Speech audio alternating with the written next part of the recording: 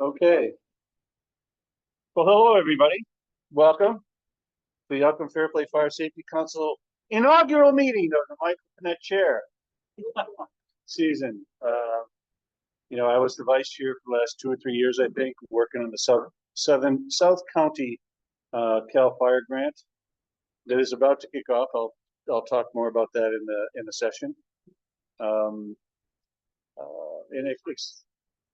What's that? Oh, my sinus. My shyness. Sometimes I can't hear stuff. It's okay, I'll yell at you. I know. You're not the only one. She's sitting in the second row over there. I got you, Joe. Yeah, I have a number of friends I can see in the audience already. But one thing Kim would like me to remind you all of, it's very important that you sign in. There's a sign-up sheet in the corner for a little bit of housekeeping. And then anybody, it looks like Sandy's on, and Annette, if you can make sure that your phones are off. Sometimes you get a lot of background noise on a Zoom call to prevent that from happening. So with that, the last meeting I was the vice chair, and I didn't think it was right for the group to not have an acting chair or somebody that was a full-time chair because there's a lot of work to do. So working with John, who was on the election committee, I was going to say member committee, the election committee, he said it was really among the three or four board members to have a meeting and make a decision. And I didn't vote for myself 3 times. I voted once, but the other 2 actually concurred with my vote. So I got a 3-0 vote, and I am now the chair. We do have somebody that is looking at assuming the vice chair role. We're giving them a little time to consider it. We told this person who's currently a council member that we would have her back and work with her as much as possible to make the transition an easy one. So we're excited about having a full complement moving forward. Our member at large, Ken Kimlott, will continue to be at the meetings, short of a few boat breaks up in I think Northern California. So we're really happy about that. And of course, Janet will, as emeritus chairman, continue to help and guide the way. So let's begin. So sign in. I'm going to do the approval of the July council meeting agenda.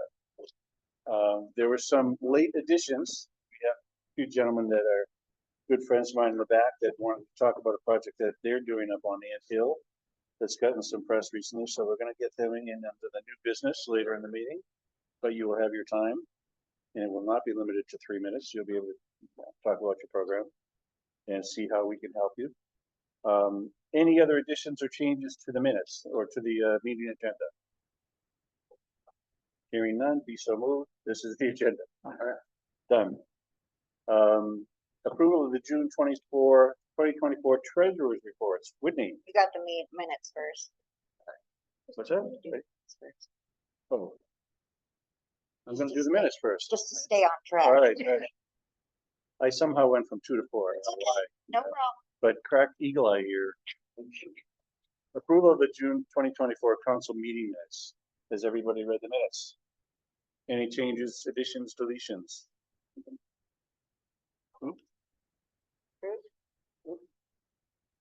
There is a plug there. Anyway. We good? Okay. Any changes to the council minutes from Kim, who does an incredible job? She would be offended if you make any changes. Okay. I'm just getting you back for throwing me off my track. Number 4, approval of the June 2024 treasurer's reports. Yes. Now, Whitney. I see the beginning balance for June 1st, 2024 at $2,338.20. Postage and delivery, you'll see at $120. This is our PO box annual payment, and that puts us at an ending balance of $2,218.20.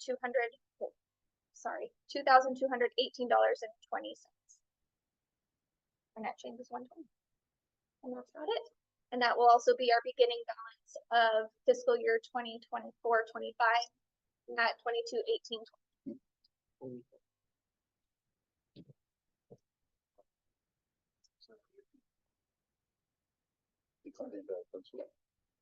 Well, yes. Okay, so what's the beginning balance gonna be here? Beginning fiscal year 24-25 is our ending balance. Here, 2218.20. Because, I have a key and I believe Sandy has a key to the PO box. We have somebody that, actually had something that they mailed to that return, so, Okay, oh, did you get it? Okay, good, all right. they did have something. Maybe there was a timing issue with the box payment or something, I don't know. Okay, because I know the payment was put through, the end of the, Okay. possibly. so And that will also reflect something if something was returned on our next bank balance. Okay. Excellent. Approval of the treasurer's reports. Aye. Any nays? Report passes. Chair and vice chair reports. Since I held both of those for the last month or so, I don't have a hat to change, but I've already mentioned that, I was nominated as the chair and I'm gonna serve that with distinction and pride. And in terms of the vice chair, nothing specific other than I finally got rid of the time sheets and Janet now has them going forward. So she can, Thank you, Jeff. exciting news, the transfer of the time sheets. And we've already appointed me, so I think we did one year ago. If you don't have a meeting. The board always did. Okay. okay. So that's pretty much it for the vice chair and vice chair reports. I think I'll have more next month. And again, I'll continue to report out on the South County grant for now. Why don't we go to item number 6, information items. Deputy Kirschmaki. Not really much on my side, state DOT's here with their road work, so. You know, for trees, there's tree fall, tree. How are you? Just a long season.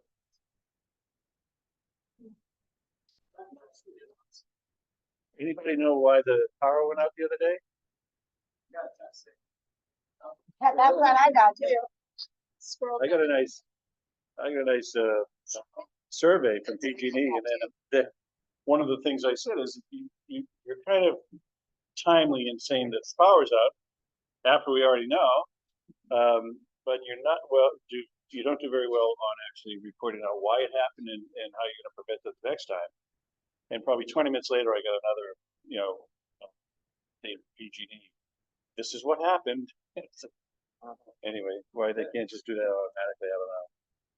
But yeah, it went out at 5:30 at our house and didn't come on until about 10:30 or 7.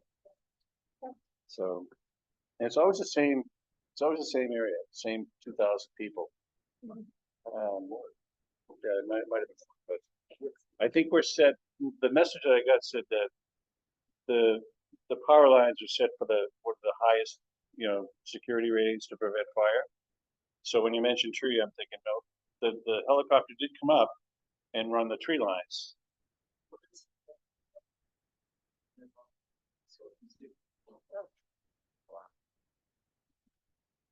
Right, before they use right after they use the road. Really? I will. That's just what DOT told us. They told us that. Right.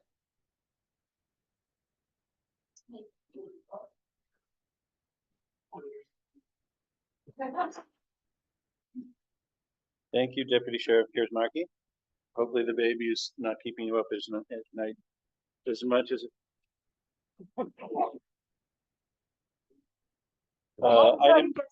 Item B, El Dorado County Fire Safe Council, Ken.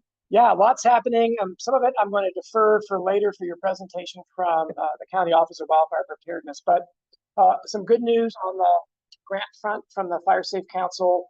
gosh, probably 6 or 8 months ago, we applied with the State Fire Safe Council for a $100,000 grant for, had 14 associate fire safe councils applied for items within the grant. And it's a variety of different projects for each, other activities.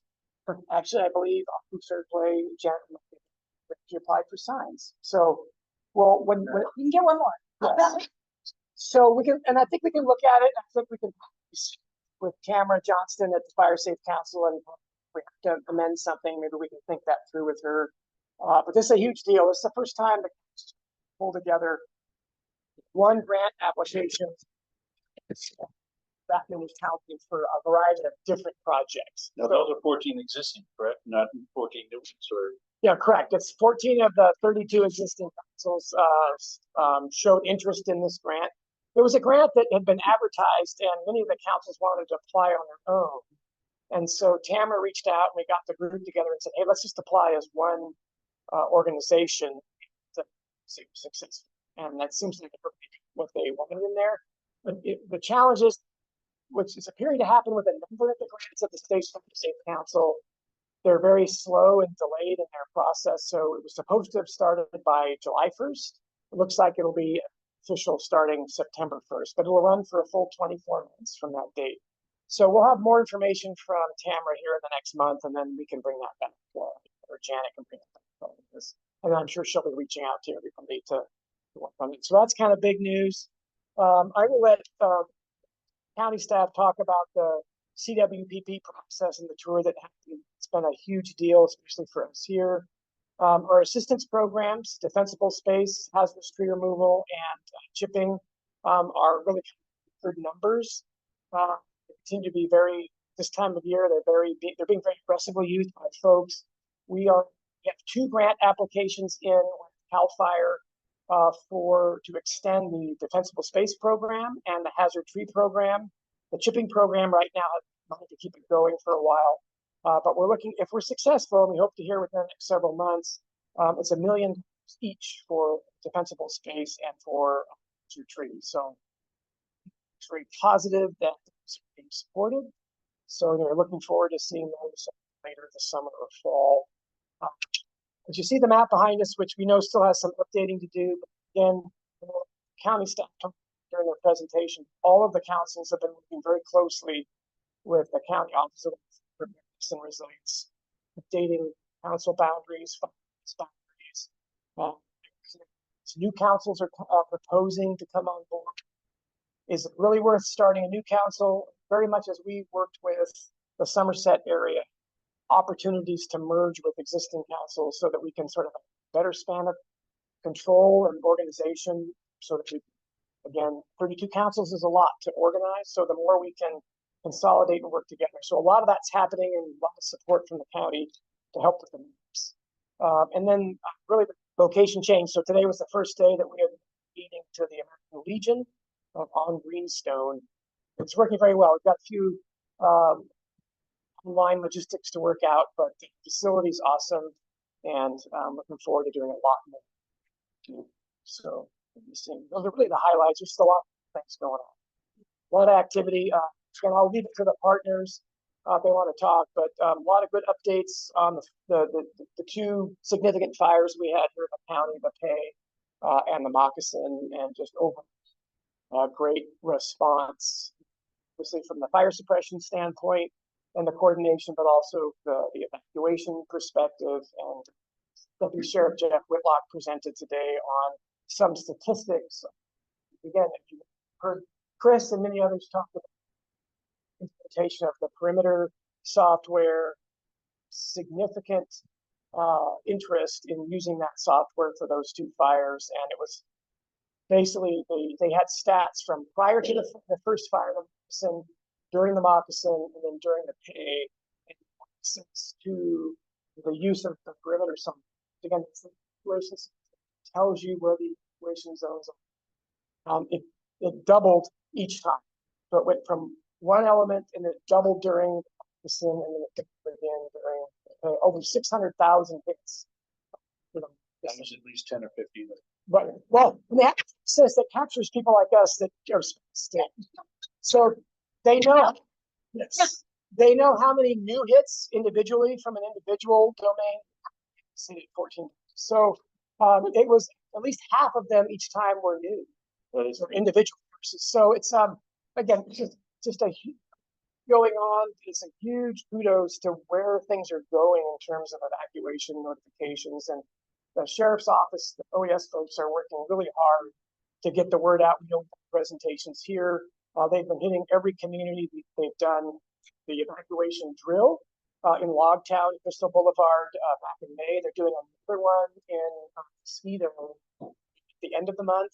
And basically they're going into, well, I don't think it's actually going to be an evacuation drill in Mosquito, but in the case of Logtown, they literally partnered with the Fire Safety Council, had many people sign up and actually use those folks to evacuate as part of a simulated fire. And it's just, again, it's working out very well to look at where they need to make improvements in the system. Communities are learning about, so you're going to see a lot more come out in this as we go along. But it's really taking this county a notch ahead. it's a fantastic tool, the perimeter tool. You know, I wasn't being spastic. I was watching. I was. I wasn't. Exactly. Wow, pretty damn close. But you know, Joan and I were sitting side by side with a portable libation between us, of course. Absolutely. And I would not be able to get in, but she would hit the button and she would get in. So it was a bit spotty, but for the pay fire, it was solid. Pay fire. But yeah, it's a great addition to the Watch Duty app. So I'm noticing now I'm hearing people. These meetings are just now, it's like studio. I'm thinking, you're a couple years late. So I think it's just a slower process. So I think perimeter is gonna take just a lot. I mean, I've been being perimeter do this. I think it's good. I think this was really our first, to be honest, in a while, our opportunity to have two real live events. And we're not alone. Just the week prior, there were multiple fires in the north part of the county on the Edwards-Town Drive. Very similar sorts of actions. And there's a lot of changes occurring. We met with through the coordination group. It's Friday, which has CAL FIRE, the Forest Service, and the whole team of folks. And where things are evolving, it's real-time information sharing is light years ahead, you know, where we were just 5 years ago.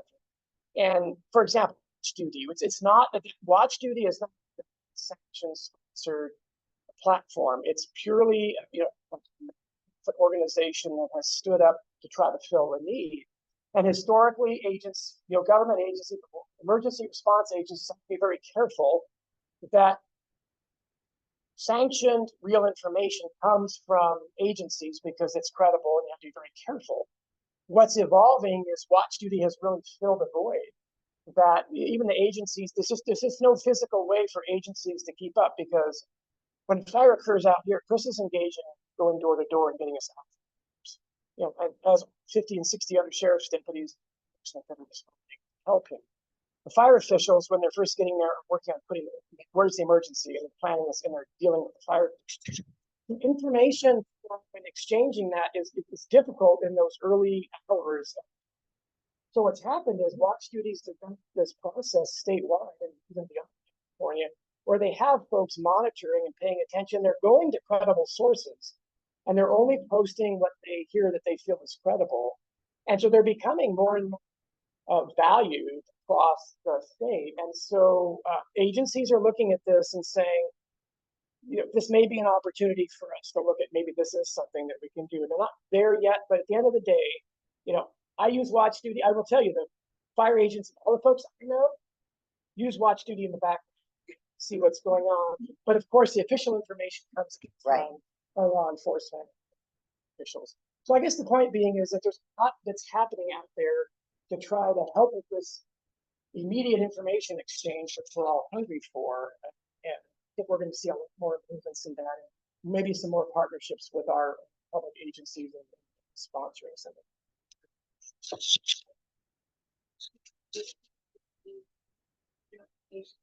an issue. My daughter was I was ready to go. and I was stupid. And I said, well, I have a friend who's getting the notifications, and she said she was. Next day, when it was like, it took the app, reloaded it, and now it's working. Same thing. So I would, this is where, make sure everybody's here. So watch duty is not an official notification. So here's what I would tell you.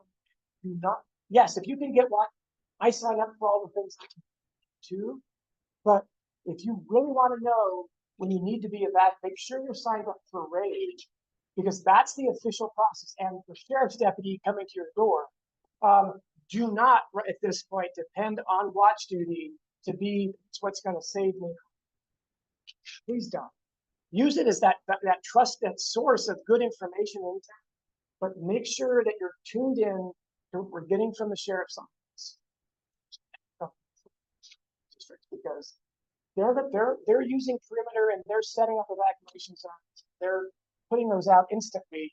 Watch duty has to wait for them to do that before they can post. So please just remember, that's what, again, why agencies are being very deliberate about saying that's not official. It's just very dirty.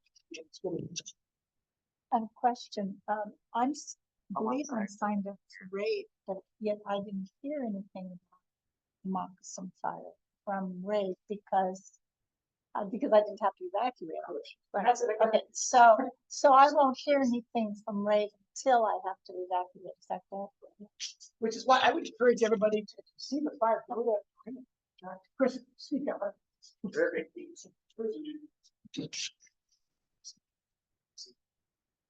So it's that again, Mike. That's cool. So ultimately, OES from our OES deputies, they're the ones that do the perimeter and everything. The way it works is, for me, for example, they're first on scene. I'm talking with fire till OES gets there, and then we're figuring out based on the fire's growth if we're going to have to do immediate evacuations, anything threatened, and then we use RAID and we send out all those notifications on RAID. I think the warning zone people also get a notification like, hey, you're in a warning zone. But yeah, but you never know with fire. And this year, unfortunately, it's way drier than last year. Like it sucks. Yeah. I mean, the only thing green out there is basically star thistle. So everything else, yeah, it does.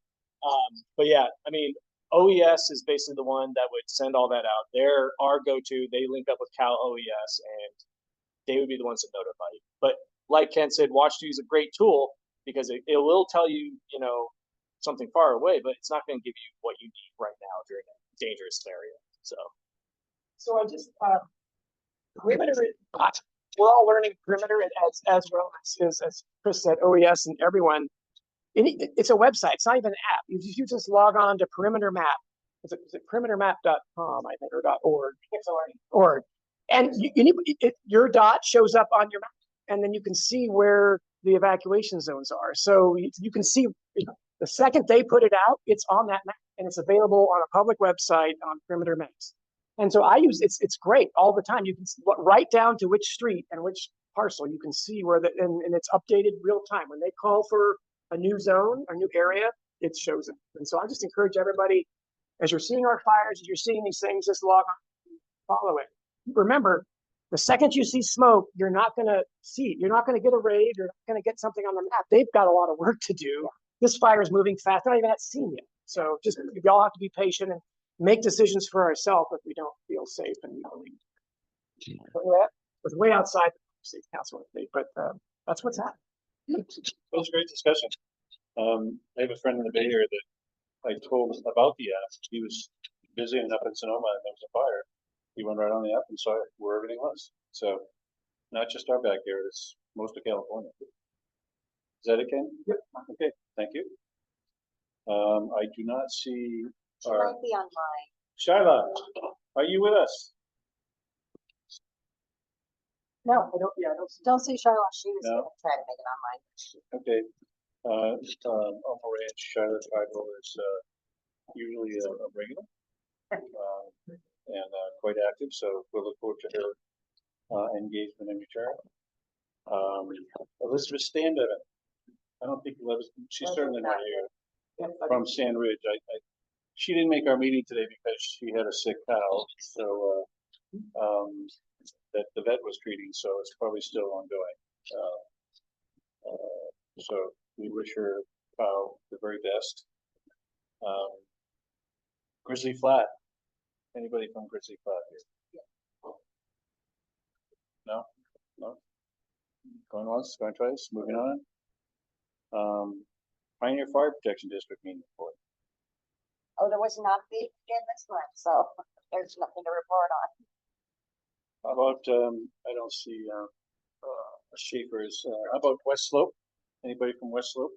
Was that West Slope today? They added a few more dates, and I don't have the information with me, but they did add some more dates because their workshops are going so well. So I know that there's extra dates added if you want to take the workshop. It's supposed to be amazing. I didn't go yet, but we know they added some days. They're not consecutive days, they're 2 consecutive Saturdays, about 6 hours, 9 to 3. Go ahead. Right, Yeah. that's the second meeting of the one that I exited from last weekend. But when I talked to Wendy, she said there's 2 dates in September that they're gonna have another set of training, so my wife and I are gonna be going to those. So they are, yes. Can I add something? Hi. Sure, go ahead. Yeah, I did attend the first session that they had, and session 1, and it was excellent. It was time very well spent and very informational. So I encourage the community, even if your hands have been in this fire council working effort, to attend it. They did an excellent, excellent job. The speakers were phenomenal. So that I just wanted to share that. So that's Annette, the one that may take our vice chair position, hopefully. Kim is trying to, Not that we're putting you on the tap you back in whether you like it or not. I've heard the same thing about the West Slope Foundation. Also got, oh, I'm sorry. I'm just quickly, because I'm home hardening defensible space trained, I asked the team, Wendy, if this is different from that training. And it is, it's a superset of that training. So anybody like Tom and Mike, myself, and others that are home hardening defensible space certified will still find a lot of additional good information in this training. It's not a repeat, it's additive. Go ahead, I'm sorry. West Slope is also planning on starting monthly garage sale, flea markets down in Mount Auburn, where the post office is, starting in September. And I went down and talked to him about it today. I'm gonna help him out, but I don't have any dates yet, but be on the lookout because that's gonna be a Saturday. And then I think they're gonna shoot for the 3rd Saturday of the month. I'm not positive on that yet. So just keep your ear out for that. We'll keep our ears out, but we'll ask for an update next month for you. So, from when you can remember things. Okay. Thank you for that. The West Loop is doing a lot. They do have an office right beside the post office. It's generally staffed too, I think. Yeah, they're there every day and they are more than happy to have you come in and say hi and also can talk to you. They're wonderful people. And go next door and talk to the Amador 360 people because she's very lonely. Yes, that's where it's I think there's about, how many in that, would you say, about 12, 15 people in each class? Yes, yeah. It's not, it's a kind of a shop. like a table. Yeah, it's not a huge space, but they'll. And it's hands-on exercise, they give you things, it's not just sitting there listening to lectures. There are hands-on drills that you do. And I will tell you, you do have homework. So it's not difficult. It's all good stuff, but there is homework and I got to catch up on mine when I get home. So. Okay, excellent. Thanks so much. Thanks for You're all your welcome. additions. Good to hear that everything we've been hearing about this training is true. I'm going to move on to defensible space. Tom, I think I reported that we did at least 2, possibly 3 evaluations. 3. I did say 3 to Tanya. Yeah, Terry. Terry Luke. Look, that'll be a good one to get. So Tom, anything you want to say about evals? Give him my. Yeah. No. Yeah, Shyla has, I'm gonna challenge that. If you don't want to speak, just do this, okay? Okay, now we have everybody's, there's a few other ones that I won't get into, but, South County grant update. I'll take a little bit of time for that. We actually had, sorry, yeah, no. You're doing, I have to learn to go in sequence order, apparently. Steal My over goodness, It's a concept. I'm gonna be Dave, he's big and champions are. I'm gonna beat Dave up. I got you. The taskmaster. I am so apologetic. We have honored guests here today. Probably 2 or 3 meetings ago, there was an update, or there was some feedback that some of the Outingdale evals that were commissioned by the county and performed by the El Dorado Hills Fire Department and others could have been a little bit better. This information was relayed back to Ken and others, and it was relayed back to the Office of Wildfire Prevention and Resilience. That's a mouthful. So we're honored to have a team of people here, led by Tom Meyer, Office of Wildfire Preparedness and Resilience, and he's here to present on an update of the Defensible Space Inspection Program and follow up questions from any of the Outingdale inspections that we want to have here. So Tom, I don't know if you want to get up and present, or you want to stand and speak today. We can give you a microphone. I can just stand back there if that's okay. Yep. Yeah, you can do that. Seems like the microphone's working. So thank you for having us out here tonight. So for those that I haven't met, my name is Tom Meyer, and I'm the program manager for OWAPR, or the mouthful of Office of Wildfire Preparedness and Resilience. So before we dive into the Outingdale inspections, just because we haven't had an opportunity to come out to your council meeting before, wanted to share a little bit about what our office does. It's continued to evolve since its inception a couple of years ago, and really, especially over the last 3 to 4 months, with just large projects that we're working on, and then also some different efforts. And then part of that was, with this continual evolution, increase in staffing in our office.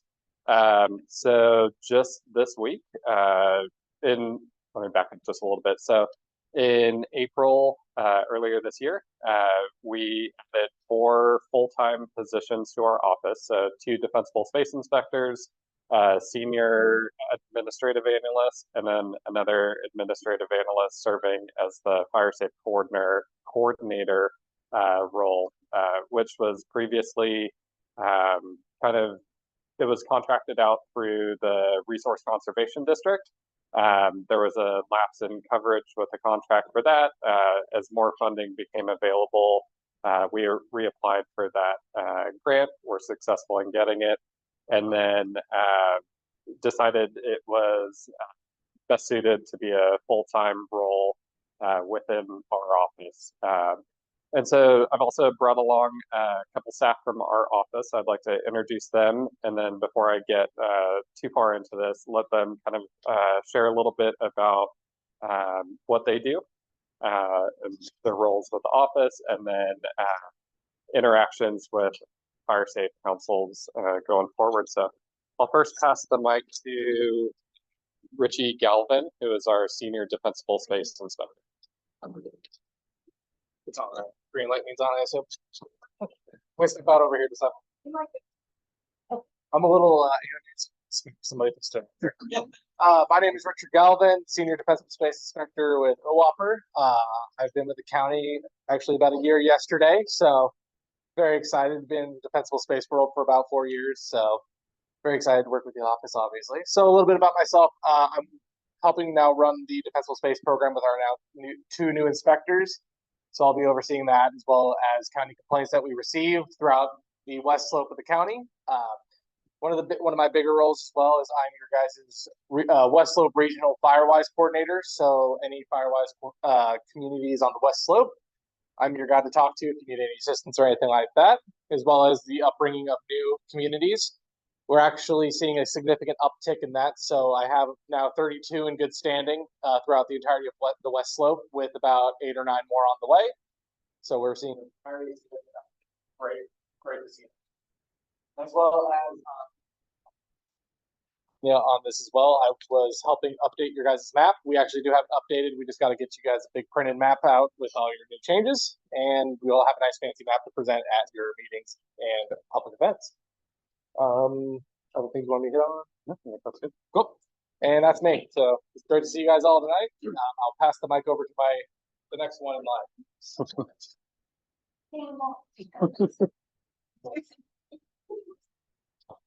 Hello, I am Tanya Harlow. I am the Fire Safe Coordinator at OWAPR.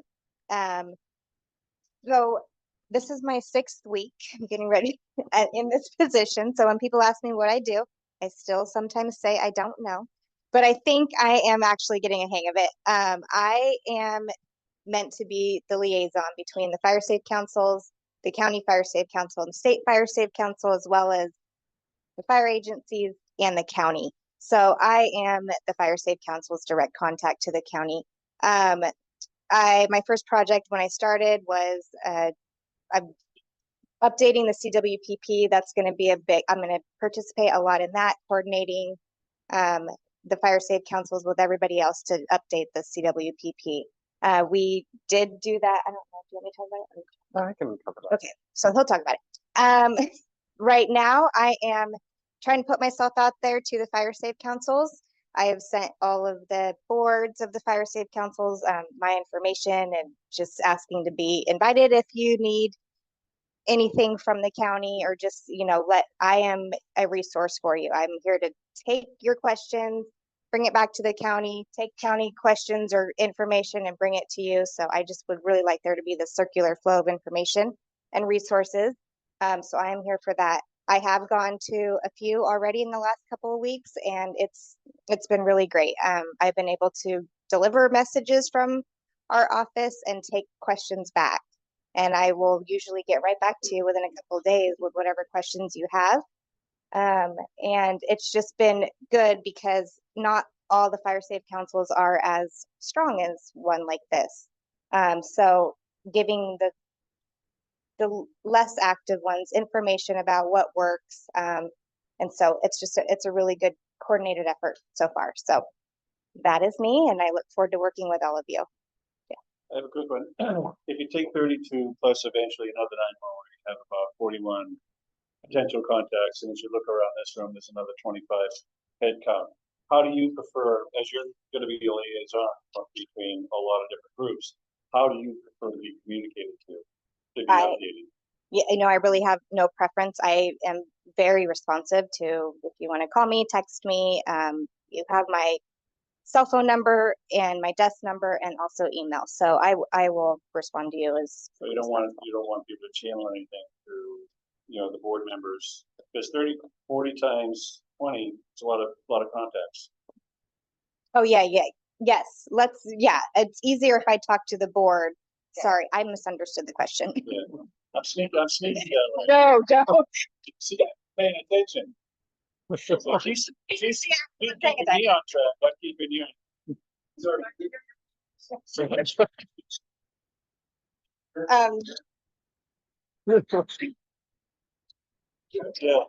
Yeah. So Okay. I'd be happy. I guess what I'm saying is, I'm raising my hand to channel any particular things that the team needs, the extended team needs to you in particular. Absolutely. Yeah. So you'll be the spokesperson. Channel. Whatever. Channel. Thank you guys. Okay. Thank you, Tanya. So as Tanya and I kind of mentioned, it's a new role for our office, one that will continually evolve. So as we kind of figure some things out and iron them out as we go along, especially for coordination, I'd say just bear with us for a little bit as we kind of figure all that out. But our office and the county are committed to having that role long long-term going forward. So I think it's really important to have that engagement and connection with all the different fire safe councils, just because you all play such a big role in the overall mission of fire adapted El Dorado County and building resilient counties. Appreciate the patience with that, but happy to have this role in our office. So for those of you that don't know, and let me start, I apologize in advance for anything that's already been kind of discussed before, or you have information, so feel free to just say or cut me off. But I wanted to talk about some of the different programs and projects that we have going on. So with our Defensible Space program, yesterday the Board of Supervisors did the final adoption of the updated Defensible Space Ordinance. So I think at the monthly Fire Safe Council meetings, we've provided an update on that for a little over a year now. Took us a long time, I think a lot longer than anticipated to get to the finish line. But the ordinance is now adopted. It will become effective August 16th. There are materials on our Defensible Space Ordinance page, kind of highlighting what those changes are. There's a red line version and an updated red line version that shows changes made since the board's first consideration of the ordinance back in December. Any changes since then are shown in green. It looks pretty scary if you look at it just by nature of a red line version. It looks like there's a ton of changes, but the majority of those were made to reflect current state law for things such as updates to PRC 4291, which is the state's defensible space requirements, and then real estate transactions, and then just some of the other code updates that have occurred since the county's vegetation management and defensible space ordinance were first adopted in 2019. So happy to answer any questions about that, or if you want to reach out to our office after the fact.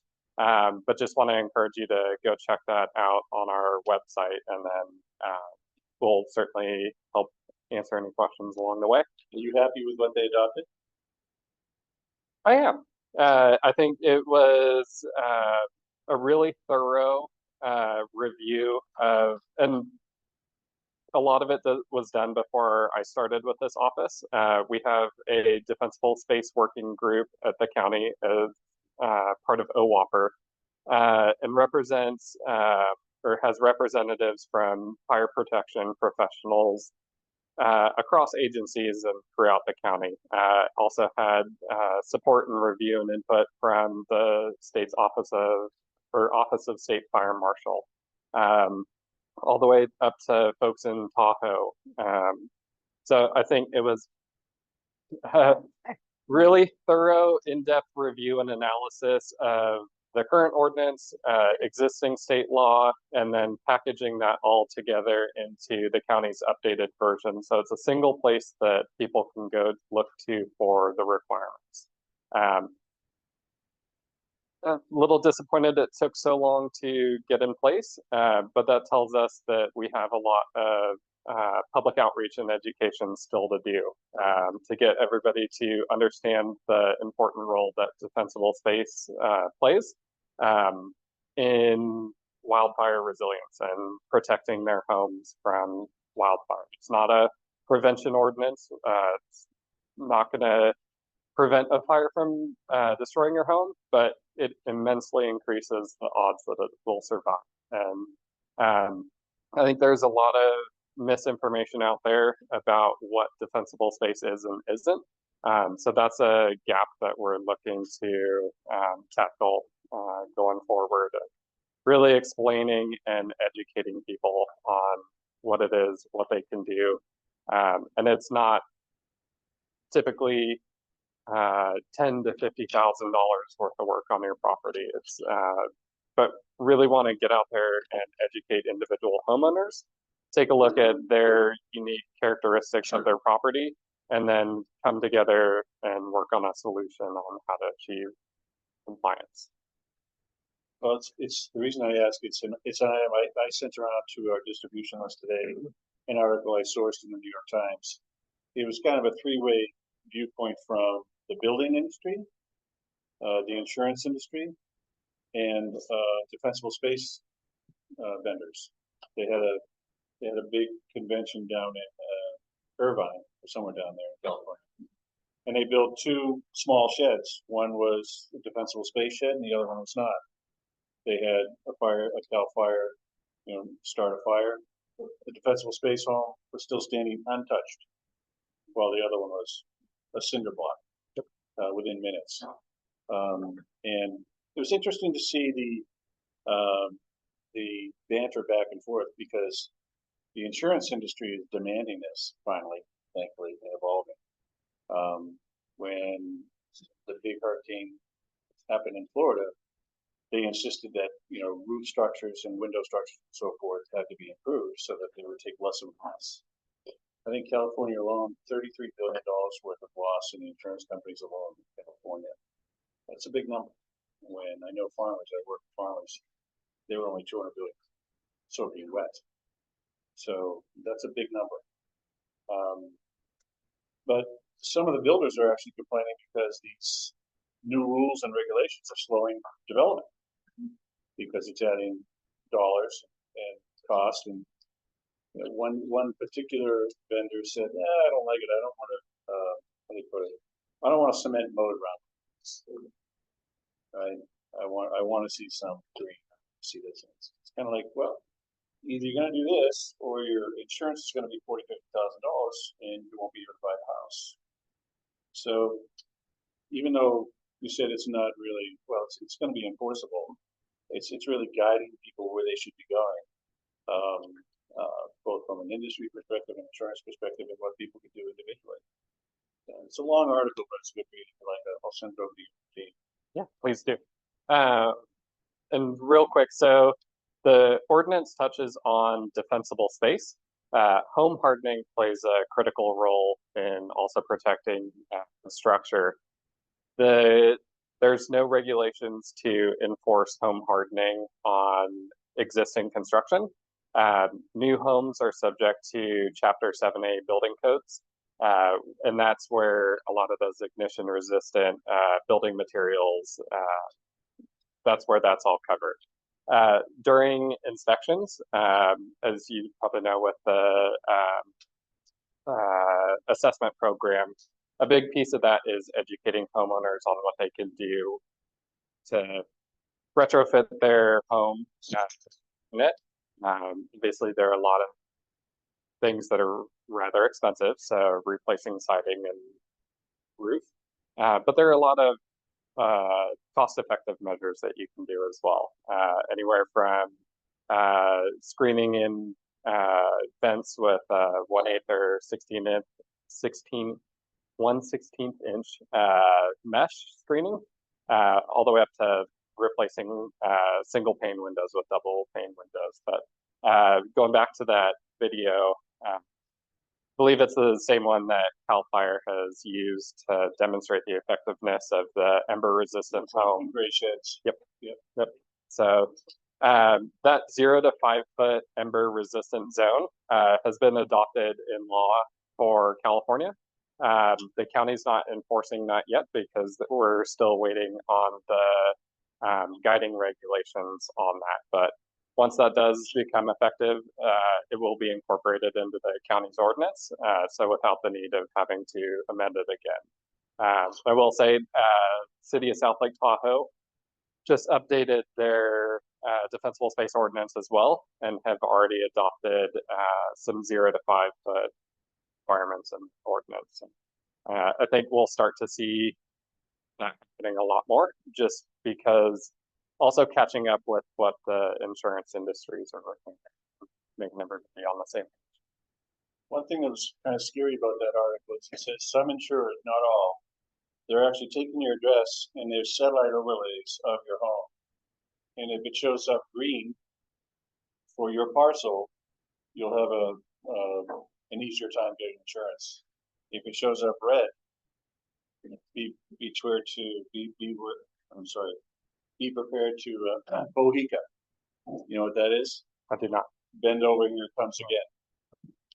So, they will raise prices significantly. State Farm, just to stay in California, just asked the insurance commissioner for a 30% rate hike across the board for home insurance. I hope not, but they did leave the market. State Farm left, and then Farmers is staying in, but they've got a moratorium on 7,000 new policies a month. That's it. And the industry is people are getting smart. When they first put the moratorium in, it took almost actually the first month they didn't hit it. The second month they hit it about the 20th or 25th. The third month, all of the new houses were gone by the 10th of the month. So you have to really, if you need insurance and an update, you have to get it quick, please. What's the next date? Yeah, thank you.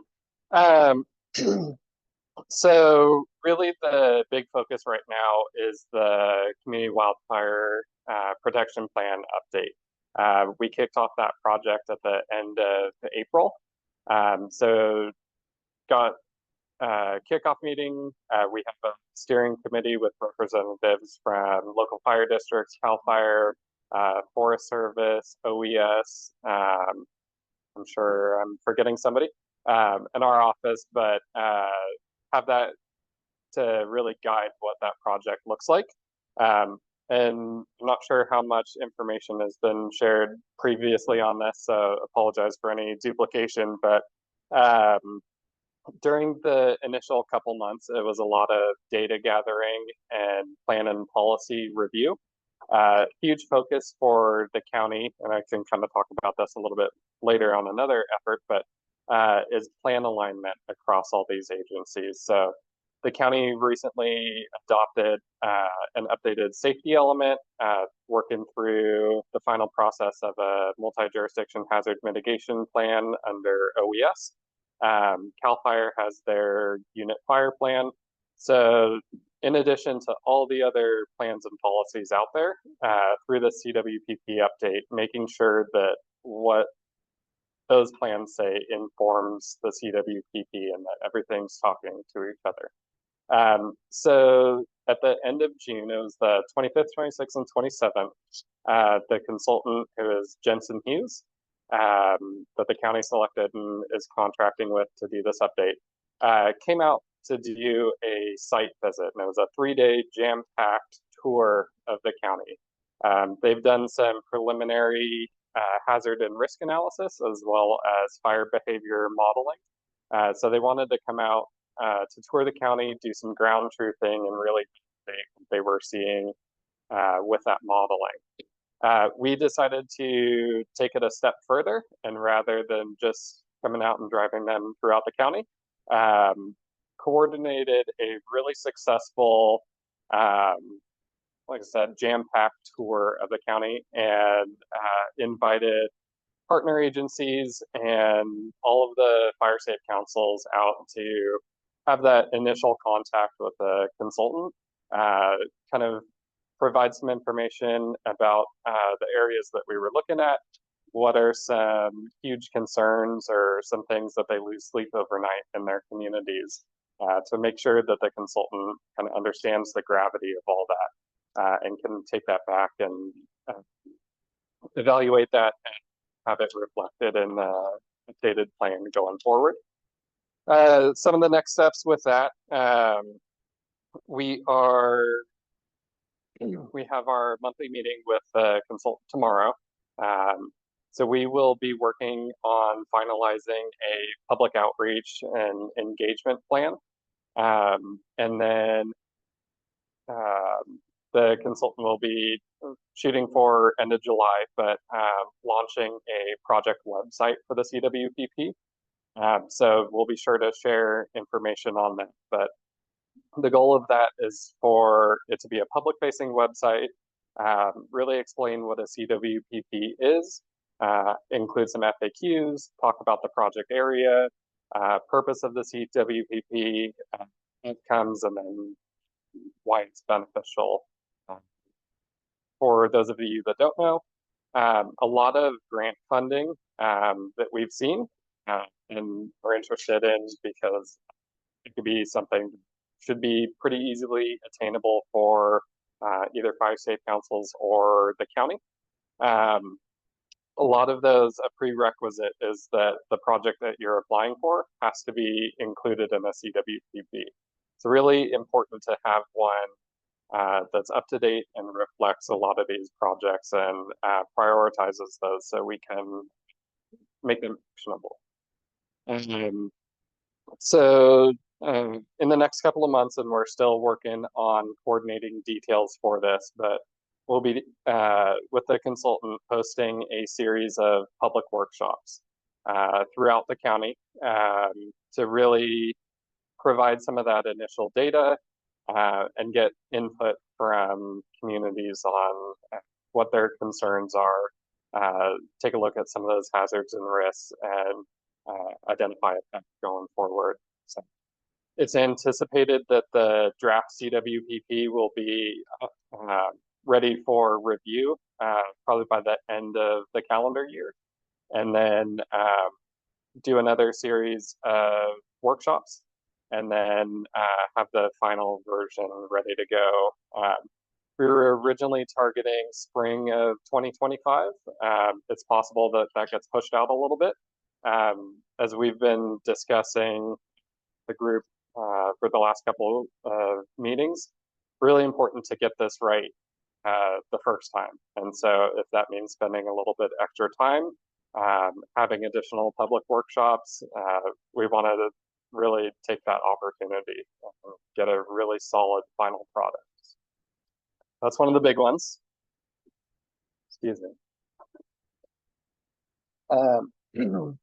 Additionally, El Dorado County was awarded a $25 million grant under FEMA's Hazard Mitigation Grant Program that focuses on defensible space and home hardening retrofit measures. And that's for a project area south of downtown Placerville in the Weber Creek drainage. And that provides defensible space work and home hardening for up to 525 homes in the project area. So we're currently in the environmental review process right now. Anticipate that we can begin assessments for defensible space and home hardening early next year, and then select contractors to actually go out and do the work. So I mentioned adding a senior administrative analyst earlier. So that individual will be serving as kind of the project lead and project manager for the project. Jumping back to defensible space inspections. So just a quick overview of what we do, and kind of there's been some significant changes over the last few months. So with as part of the Defensible Space Ordinance update and kind of continual evolution of this program, we decided to hire additional defensible space inspectors. We've previously contracted out for much of the inspection work with both El Dorado Hills Fire and then Lake Valley Fire up in the Tahoe Basin. Recognizing that our program's continuing to grow, thought it was appropriate to bring those in-house. Certainly appreciate all of the partnership over the last several years in building this program up.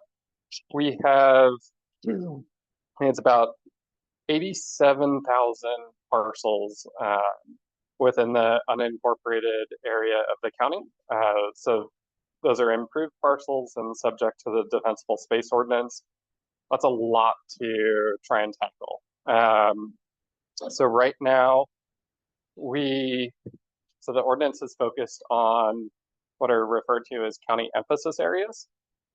So we select areas that are at the Defensible Space Working Group level, we see as being really high risk. So this year, we selected 6 different areas so for inspections to begin this month and through the end of June next year, that were within a higher, very high fire hazard severity zone, and also one-way in, one-way out communities. So those areas are Crystal Boulevard, Gilmore, which is up in Pollock Pines, Hanks Exchange, and then Georgetown and Garden. So with that, and we're also launching a coordinated inspection program with CAL FIRE. So they each year select their own defensible space inspection areas. And this year we work together to identify those with a goal of inspecting about 7,000 parcels per year. So far we're just about 6,000 parcels. So we'll also be relying on kind of a partnership with the local fire districts to provide additional inspections. Let's see. Really exciting news. And this was a huge effort, multi-agency, multi-county department effort, but applied for and were placed on the Board of Forestry's fire risk reduction community list. So hopefully everyone here saw the press release and social media and information on our website. I do have some flyers I can leave on the table, but the big thing with that is it provides opportunities for additional discounts on your homeowner's insurance by the county being placed on that list. There's a total of 10 different criteria that the Safer from Wildfires initiative under the Department of Insurance have identified that will qualify you for discounts on your insurance. 7 of those are geared towards home hardening. One of them is compliance with local or state defensible space requirements. And then the other 2 are community level discounts. So Fire Risk Reduction Community List, or FERCL, sorry, another bad acronym, or being a FireWise community. So each of those will qualify you based on the Department of Insurance guidance for a discount on your insurance. So we have, like I said, have the flyer. It's got links back to our website and some additional information on documentation that you can provide to your insurance companies when reaching to them to reduce your discounts. Encourage you to check that out. Check out the information on our website, and then any questions, please feel free to reach out to us. It is on the flyer. I'm sorry. It is very long. So the county recently updated its entire website, and it's a little hard to get to our page. But I can, yes. Oh, Whopper. Yes. Sorry. Oh, Whopper. Did Burger King try to sue you for that now? It's trademarked. This is before me. So really, that's just kind of an overview of some of the high-level programs and projects that our office has. Happy to answer any questions. Tanya, as she mentioned, is available to come back and provide any assistance to your council that you would like. And as always, we're available for any questions or if you'd like us to some future meetings. Please don't hesitate to reach out. So I did want to talk about the inspections that, so for the Outingdale emphasis area, we had that identified as our final inspection area for 23-24. So with that, there were a total of 305 parcels within that community. Of that, 277 of them were inspected. And then, excuse me, in total, at the end of it, 174 compliant. So really, haven't done one of these kind of after action reports or soliciting feedback on that. But as I mentioned, as our program continues to evolve, I think this would be something really beneficial to do going forward. So we can seek opportunities for improvement, and really gather that feedback. So with that, we did invite Chief Fields from El Dorado Hills Fire. So we are happy to field. Sorry, I couldn't help that one. Field any questions, feedback received about that whole inspection process. If you've had any interaction with members in that community, we really want to hear from you.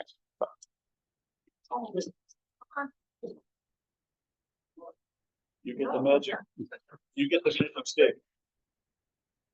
I am a member of the community. I'm also a fire safe evaluator. The two gentlemen who came out, cute as can be, very, very sweet, did a great disservice to our neighborhood. They did not look at any of the main topics that we are as evaluators are taught. They never looked to see if I had a fire cap at the top of my fireplace. They didn't check to see if I had a reflective street number. They didn't even ask to see my propane tank. They never even wanted to go in my backyard.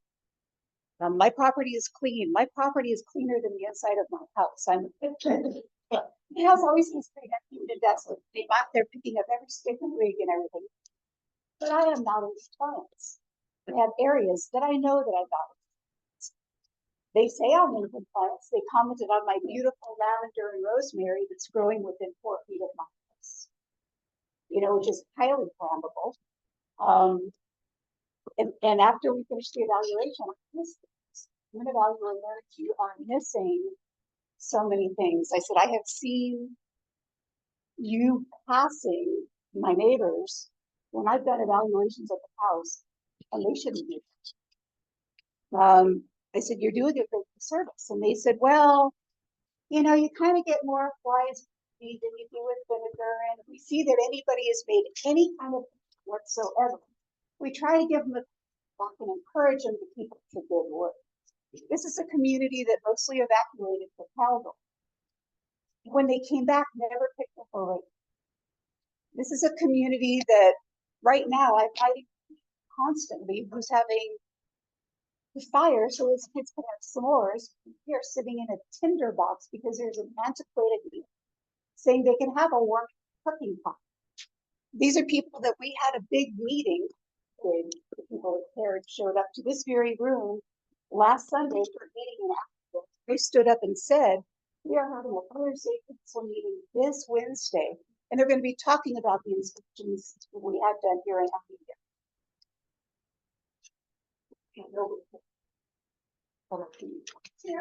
Well, Mike's here. I drove Steve. I drove it. But they did a giant disservice. They still have properties in there. One of my friends that lives on stream, she was talking to her next door neighbor, and she said, well, what happened on your evaluation? Robin said, what evaluation? She had no clue.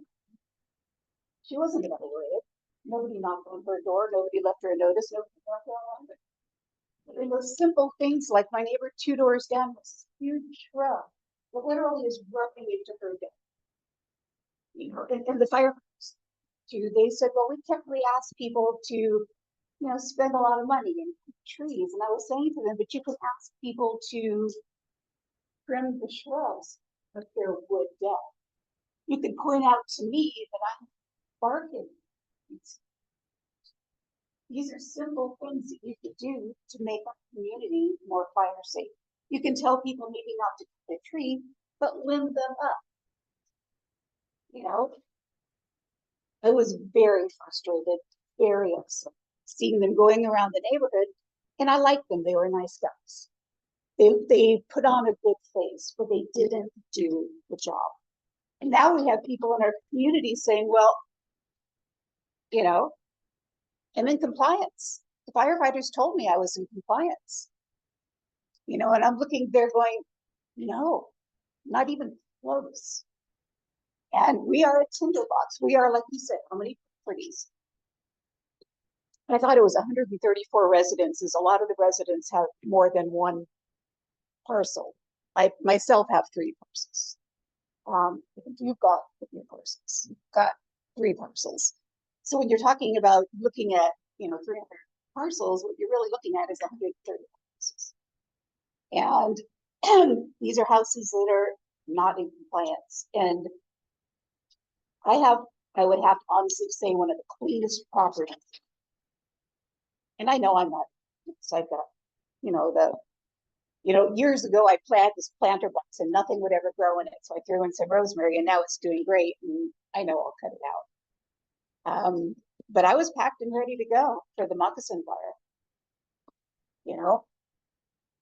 I don't even think anybody in my community that most knew there was a fire.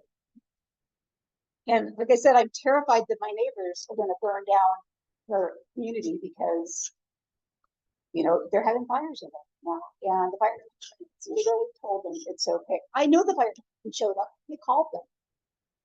I saw the fire department go to this. And they were just told, well, you've got a hose there, you're okay. So a couple of weeks ago, they were doing the same thing, starting a fire. And I said, please don't do that.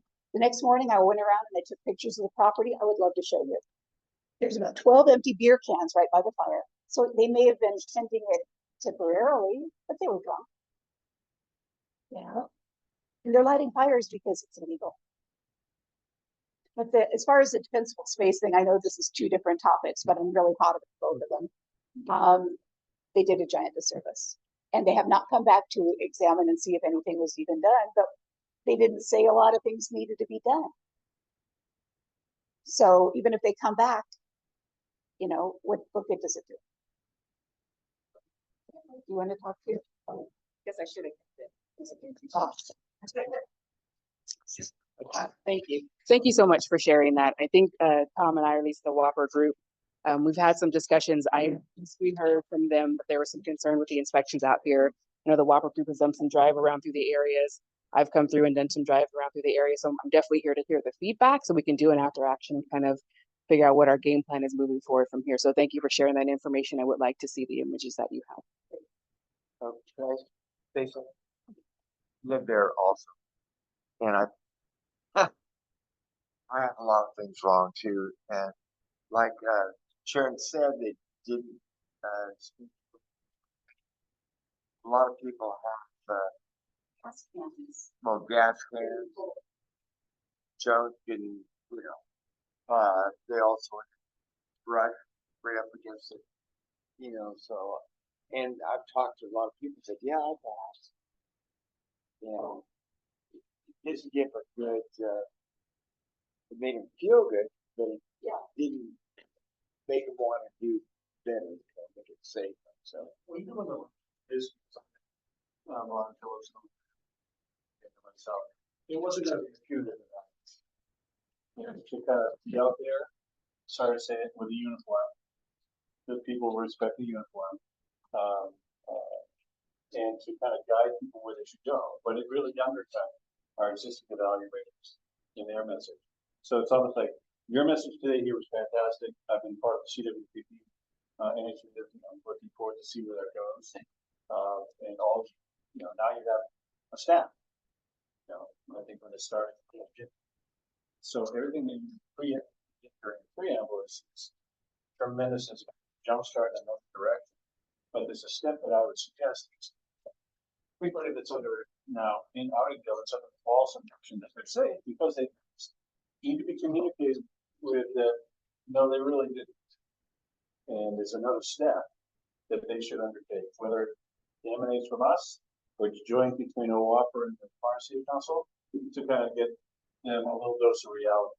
Because remember when we talked to Ron, when the Caldor fire happened, the sand fire, I should say, in 2014, everybody was motivated. I think, these meetings were 50 people. Yeah. Right?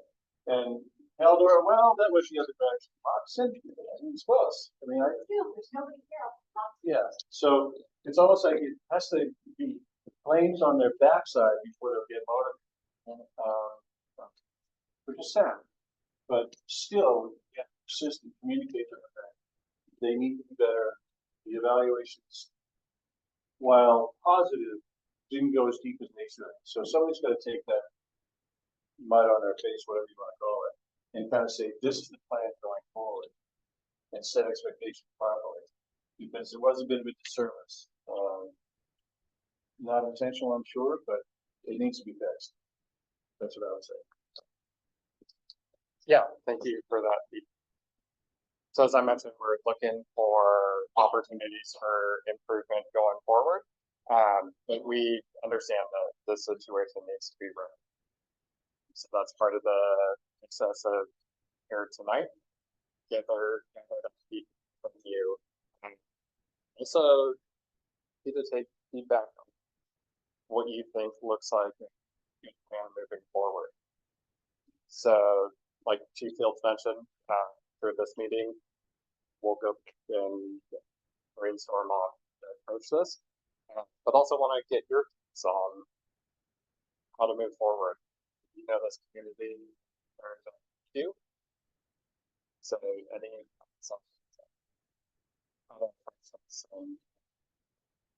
Well, the good news is, next section is about the subcontract. But before I get there, there's some good news about our support. But before we have Tom second here, does anybody else from either Otterdale or you want to make a comment about, Tom and his team? It's very gracious of them to come here and spend their time locally in the community. Any other comments or concerns? I like to say it's a nice start, but it didn't give any real direction for people. They didn't say, look, you have to do, like we have the slip, we go through it, and they didn't really go over it. I was surprised. I was waiting for them, and they said, "Oh, you look good." So I really think they need to go with people. We usually have people go with us. We do our inspection. Just point out things. They didn't have to, get after them for not doing it, but at least show what you should be doing. Yeah, and in person. We have a checklist when we do the evaluations. And they kind of had a checklist, but they didn't really address any of the issues. My thing that I think really needs to be done is I think that there may need to be, community isn't the right word, but there has to be, they have to know that they have to do it. Because otherwise, if you suggest it, if you recommend it, it's not going to happen. There needs to be a follow-up to it. There needs to be, originally when we first heard about this, it was going to be you have 30 or 60 days, and then they're going to come back and look, and then they're going to start, doing some kind of action against you doing that. That has to happen. Because unfortunately, we live in a community where we're on the outskirts of town. There's a lot of reasons people live on the outskirts of town. It's cheaper, it's retired folks, it's first-time buyers, it's people hiding. But there needs to be an action that's taken if it's because like I said, after the Caldor fire, we picked up a rate. I would fathom a guess out of 134 for December 10 and 20.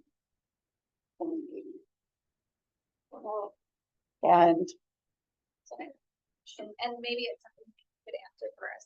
The current ordinance that's in effect for the dispensable space, is that something that would tie into what she's asking for?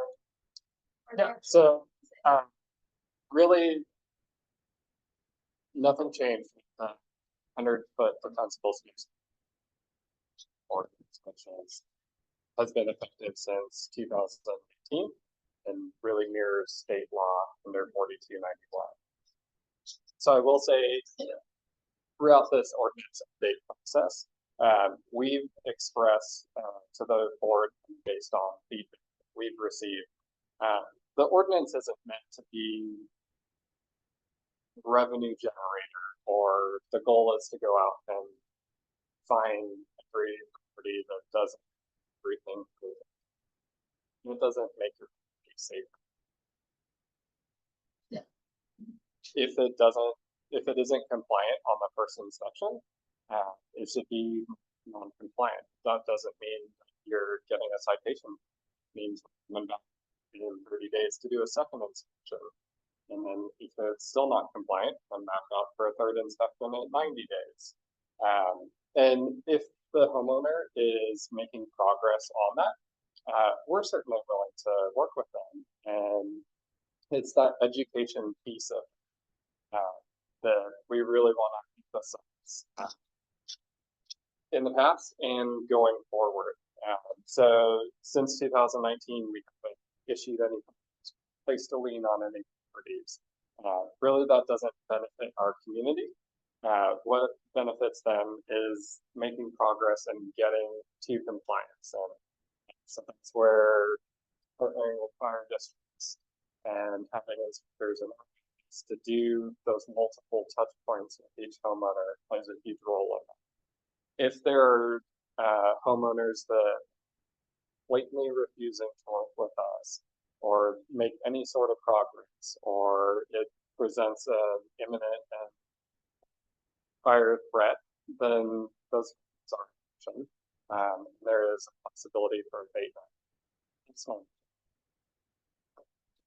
And I just would add to that, I think, or even us as the contract for the county, our goal was to follow the ordinance, the Defensible Space Law 4291, to be the education arm. So if you're working on it, you're working on it, but it's not that it's a compliant and a passed inspection. Our goal is to make your community more fire safe and to educate the community. It sounds like we missed that mark.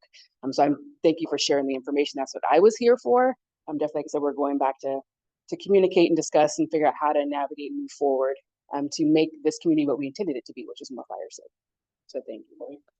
An extension to what Whitney asked, which is, what do you use as your evaluation criteria? When we went through the home hardening defensible space training, one of only 2 counties of Florida, California that went through this. Yeah. Okay, but initially one of only 2. You and his team, who did a lot of training, took great efforts to try to have us be consistent in our evaluation for it. So that as we roll them up to the grand juries in the sky, people would get a sense of, where people are. And so I don't know what your evaluation checklist, but ours is very thorough. I'm sure that would be. I love it. They inspected the LE 100, which is CAL FIRE's Defensible Space Inspection Form. Even though they inspect to that form, it doesn't mean that they're not educating or should not be educating on home hardening. So the state's form is on your defensible spaces, on your zone 1, zone 2, but it's still their intent is to educate on the home hardening in addition to that. So I know there's a heavy emphasis on that for your assessments. So they're using that particular form, but I'll take that. I would love to see that. They were very nice.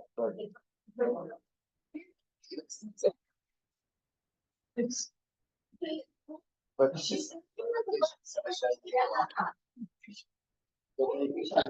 really give you the show. I did John's place down there. We found that place was hardly anything for it. And I buy that stuff. I had it around the propane stuff. Just they were said things like You're absolutely right. Thank you for that. So I've been in the fire service and prevention now for 26 years, and I very rarely go somewhere and it passes the first time. So I understand. John and then I'll just throw this out.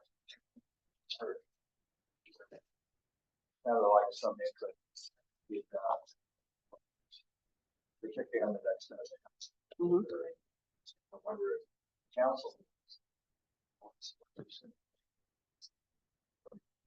some idea.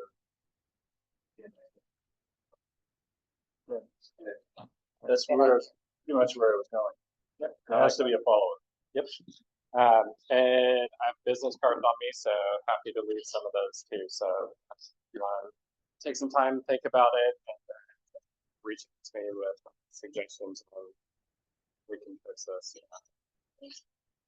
More than open to that. Yeah, one last thing. I understand why they went kind of light-handed because there was so much flack about passing the ordinance to start with several months ago. But again, I do think with some feedback that you can create something that will be not heavy-handed, not in people's faces, but will be helpful and educating. And I think that's what we're all looking for. Absolutely, thank you. I'd like to thank Thompson.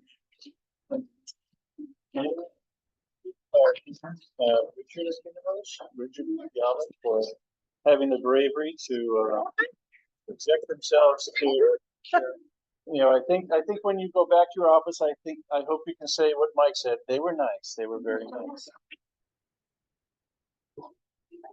Thank you. Yeah. Okay, so we're gonna move on to the next agenda item because we still have a few more speakers. I'm gonna be pretty quick on the grant update.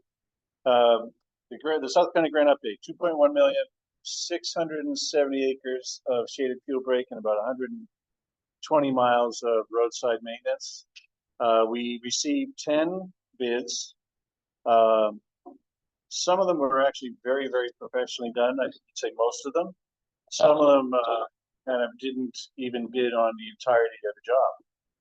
They left out several hundred acres of shaded field break and same with the roadside maintenance. But surprisingly, their top tier numbers, it's essentially a $1.5 million job, came out to 1.5 million.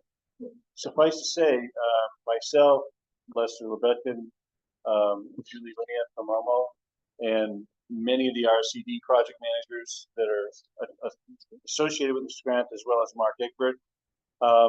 We had a very intense 2-hour meeting to discuss all 200 pages of those proposals. They were very, very thorough. I think one was about 40 pages long, and read like a college thesis paper. It was really well done. We rank ordered them, and it was obvious just from the rank ordering who was the top.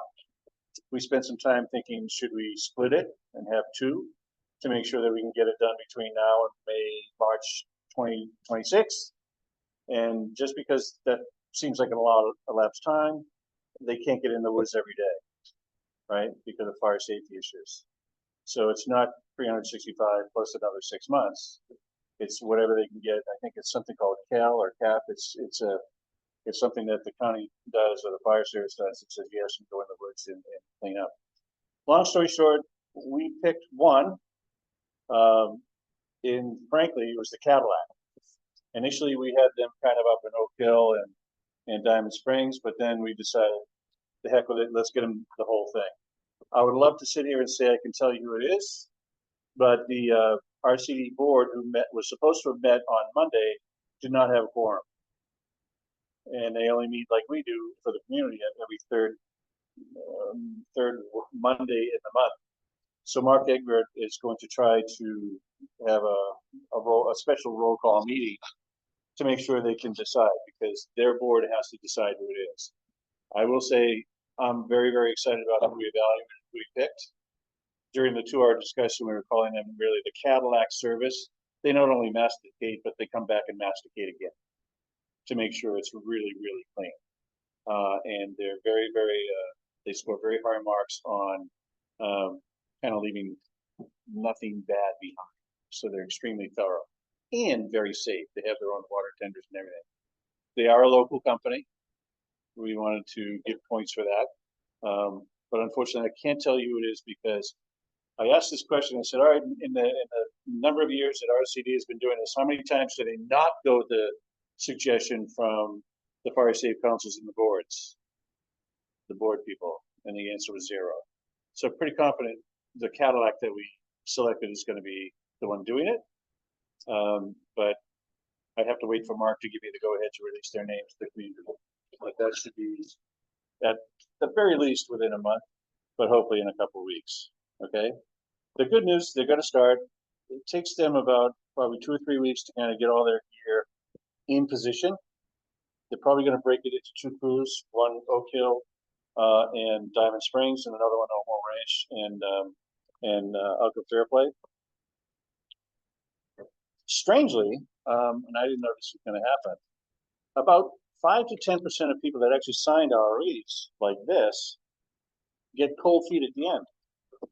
And one of the parcels, it happened to be a 33-acre parcel in Oak Hill, which adjoined the Moccasin fire, backed out. The day after the fire, they probably, I don't know what they're thinking, I can't project. But what that did is it said, we have 33 acres now that we can apply to someplace else. It's a fluid grant. So I worked with Mike, and there's 5 parcels that are still purple in the Outingdale map that we're trying to turn red. If it's red, that means they're gonna get treatment. Back to the positive news on Outingdale, when the sand fire stopped, it stopped by what's called Vacation Road. There's 12 parcels, 5,200 acres worth of shaded field break. We got all 12 parcels in Outingdale to participate. So they're on the southwest corner of the village, and that field break will give them a tremendous opportunity to have a dispensable, platform with which to protect the village, until we can get them to wake up and do more than kind of give lip service to being home hardening and defensible space. So protect them despite the nose on their face. So expect that announcement to come probably, like I said, within 2 or 3 weeks, and then it'll probably start in September. I know there are a lot of tree crews out on the road, whether it's Pleasant Valley, Oak Hill, Mount Outcome. They're doing our road now. They've been doing road work the last month. You will see signs. One of the big things we discussed today is having signs specifically from the Fire Safe Council saying that this work is being performed by the Outcome Fairplay Fire Safe Council and Western Slope and this one and that one. So that what typically will happen is people say, oh, strangely, I didn't hear about this in the last 2 years. So maybe I want to put my property in. So that we contact information on there and QR codes for people to participate if they would like to and if they qualify.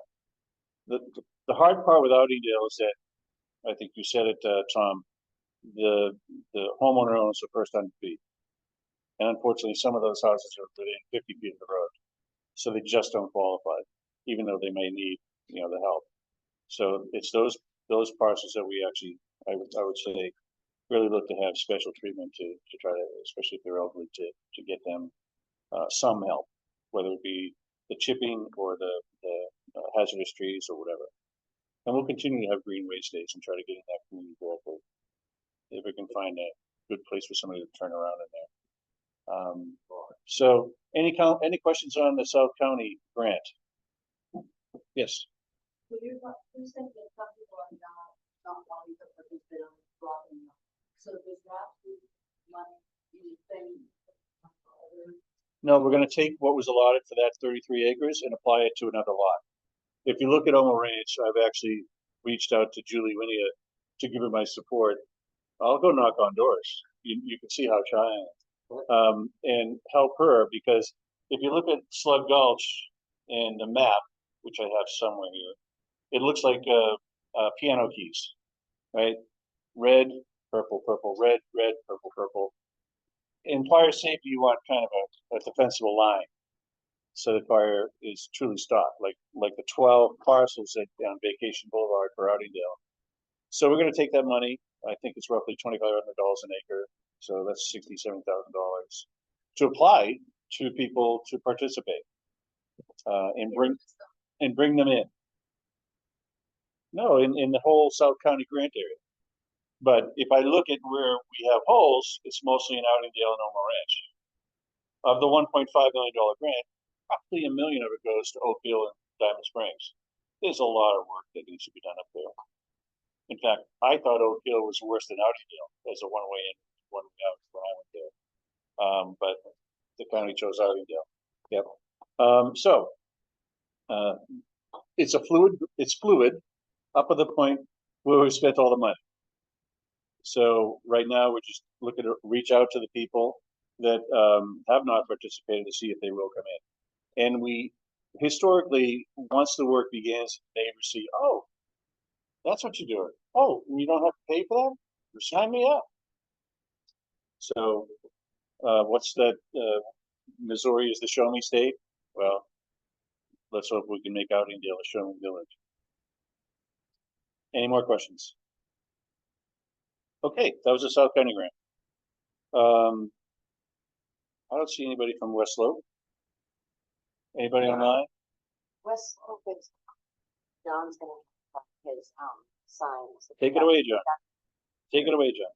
Okay, and this is regarding three signs, trying to put with some information on the Fairfield Fire Safe Council website and that sort of thing, basic information, so people start seeing what this entity did. Two of those, and for the details, we've raised the council before, but if you want to ask details, see. But to sign up in Somerset, we have a location that is owned by Park. We have a full 2 places sign there. And we have a location down by River Pines, a private owner who's approved to sign there. So those are 2 of the 3 that are governed by county sign rules. And so there's a permit process for those signs that we would need to go through. There's also fees for those. We are asking for a waiver of those fees based on our nonprofit status and the public interest on the information. And that is going to the board of supervisors because the fees are over $1,000 for those 2 signs. So it's going to the board of supervisors on what they call their consent calendar on July 30th at 9 a.m. So I'll be there. There might be a couple others that will be there. There's no expectation that that will be done. That should be an easy thing to go through. So hopefully that will waive the fees and we can proceed with permanent drawings, that sort of thing. For the third sign, which is the corner of E16 and Outingdale Road, that's BLM. And I met with the real estate person, BLM, for the area just 2 days ago, and to show her the site that's been cleared with the DOT because it's on the road for DOT. There's no permit required from the county, but a permit from BLM, which we want. They waived their fees right away. And they're going to issue within the next 2 weeks an approval to proceed document in advance of the permit, which indicates we can start working, implement, have a sign made, and install. So good news on that. A couple of items from BLM that I thought were interesting because this real estate person used to work with me. I was with the Army Corps of Engineers. She was in our GIS section. So we had a nice renewal chat. But he also mentioned a couple things that we're very proactive about. She indicated with some things I didn't know that BLM works with landowners for fuel reduction permits for within adjacent landowner to the BLM land to be able to go into the BLM property 200 feet and 10 fuels. Wasn't aware of this. It's a free program from BLM. So that was interesting. She also mentioned they do a lot of grant with councils. And also she mentioned that sometimes BLM property might be an emergency access route for people to get out or come. And they are very comfortable with working with councils and other entities on setting up emergency routes through BLM land that might be available. And we were obviously thinking about that, because we went there. So that might be an interesting thing to pursue with her.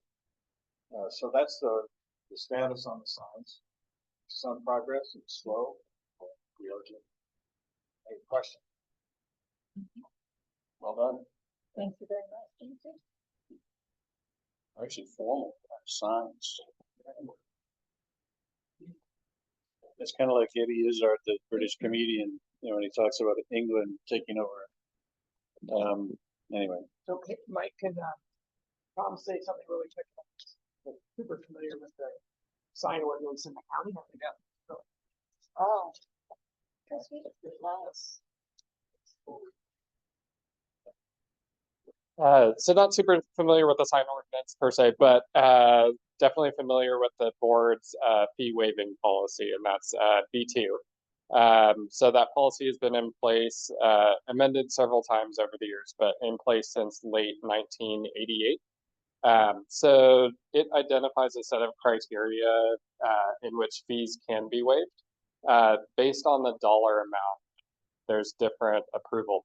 So the chief administrative officer has the authority upon recommendation from the department head that's charging the fees to waive fees up to $1,000.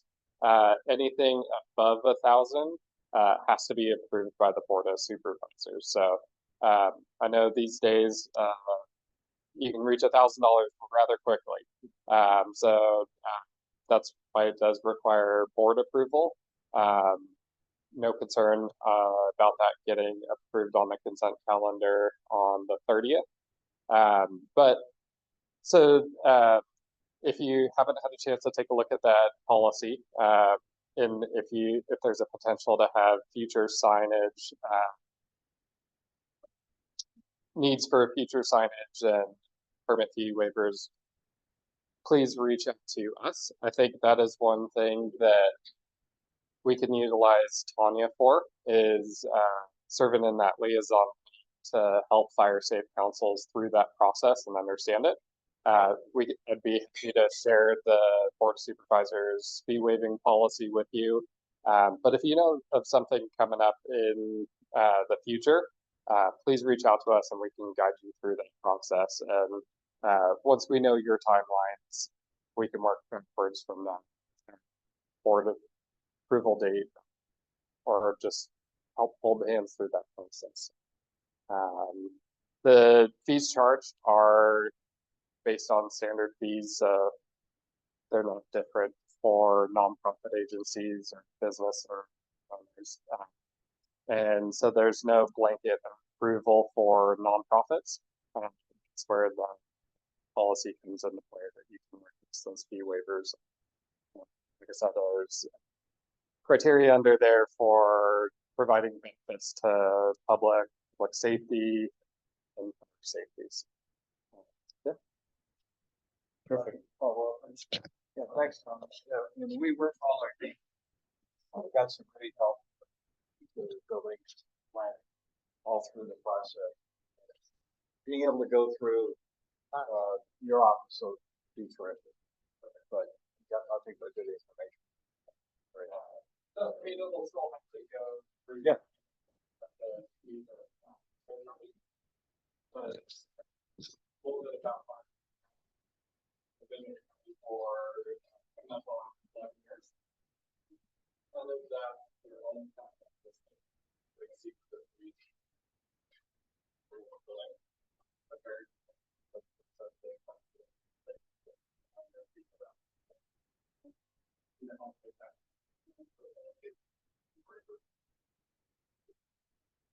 Wonderful.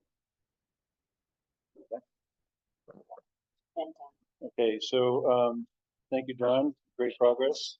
I'll probably join you on the 30th, if you don't mind. But the ember resisting venting materials, Granite B. So as part of the West Slope grant, part of it was for signage and the remainder of it was to purchase ember resistant venting that we could then sell at a discounted rate to members of our community and advertise through our defensible space evaluations. I've been holding up until John has completed the sign process so that we know how much money that we have left to purchase the venting with. So when John is completed or feels that he has a final dollar value there, then I'll buy venting up to the $5,000 grant limit that we have with Westlake. So Janet, I think I offered to be the recipient of the mesh when it comes in. Yes, you did. When is that going to arrive? As I mentioned, I haven't done anything until John's done with his Okay. signs and I know how much money we have left. I to was spend. convincing with my I just want to decide. I'm running out of fingers and toes. Okay. So thank you, Janet. We did not as a team get into the council work plan, which is our goals, and and opportunities moving forward, but that's something we'll do in a future meeting. Firewise Committee Report, Janet and Ken, is there anything more you need to say there? So just reminder to everybody in the council, you can bring your timesheets here and drop them off at the meeting. Your time spent here counts. It should be reported on your timesheet and we'll take them here. Or you can email them to the info@affsc.org and that will go to Mike and Mike can give them to us. But please turn in your timesheets. I'll make sure in the future that I have some here and we'll organize trying to make sure we get them to the post offices. Richie and Tanya on our rule. So typically that comes up around November, and so I'll be a little more vocal about timesheets coming up in September-ish, because we're going to start looking at our numbers and making sure we meet dollar values to do the work. We're way ahead this year in terms of community work. The event that John put together at the school, plus some other things that we're doing fit right into meeting the Greenway State. Yes, the Greenway State. So anyway, we're on a good track there, but it's the sheets that we're pulling, and then we'll be starting that process together. We have a digital copy of that timesheet to email out if necessary. It's on our website. Okay, Janet, would you like to just continue and talk about the map update then, please? I think Ken talked about it.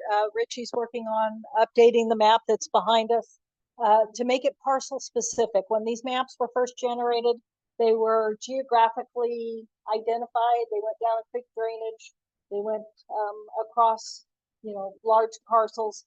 Now that Firewise is important as part of insurance renewal, and insurance discount, working with Richie's working with all the councils to make sure that their council boundaries are parcel specific, so you're either in or you're out.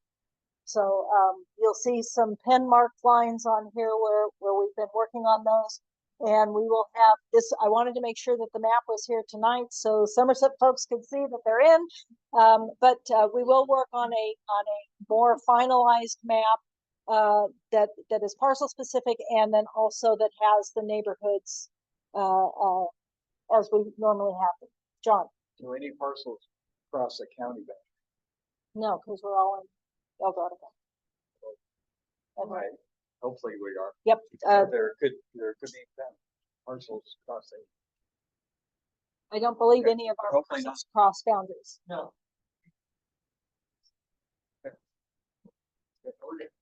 And I would like to point out as a New Englander that by the addition of the team, above Bucks Bar, you now make Welcome Fair Play Fire Safe Council look like the state of Maine. So thank you very much for making feel at home.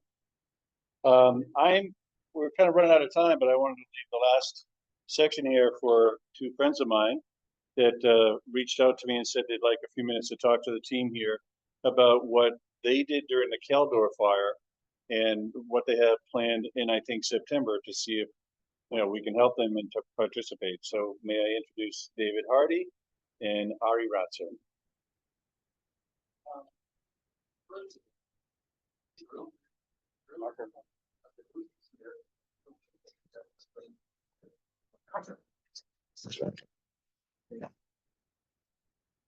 Of the group present in the room, so raise of hands, who's aware of the Anthill Army?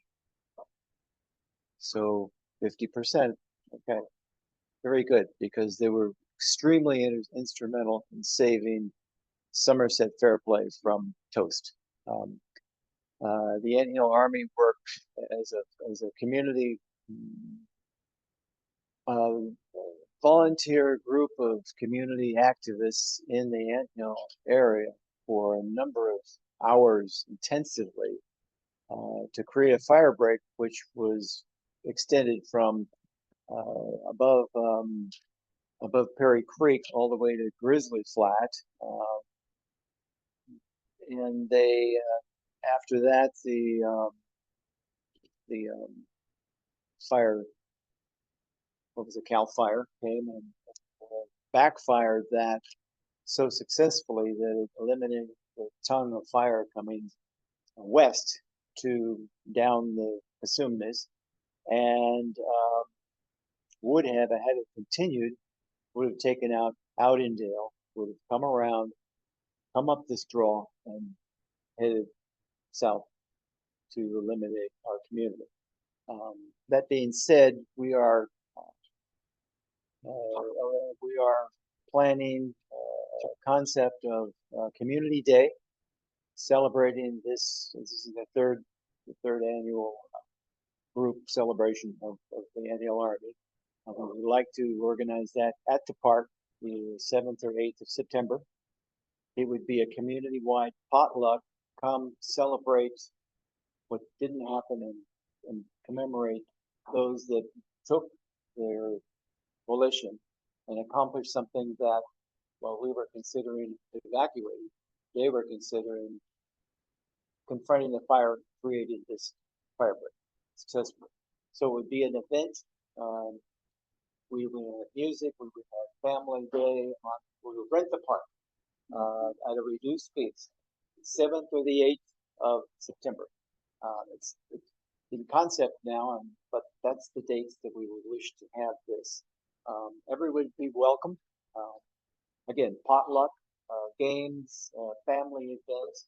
It would be an opportunity for the Fire Safe Council group to be part of that, because it's education and it's community activism and it's participation, and it would allow us to come together and, you know, represent ourselves and thank ourselves and be grateful for what Manuel Army did.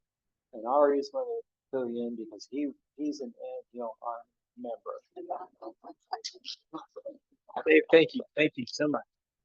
So it was a really beautiful thing seeing the whole community come together, and it was last minute, and it was a very powerful experience for the Mountain Back Day.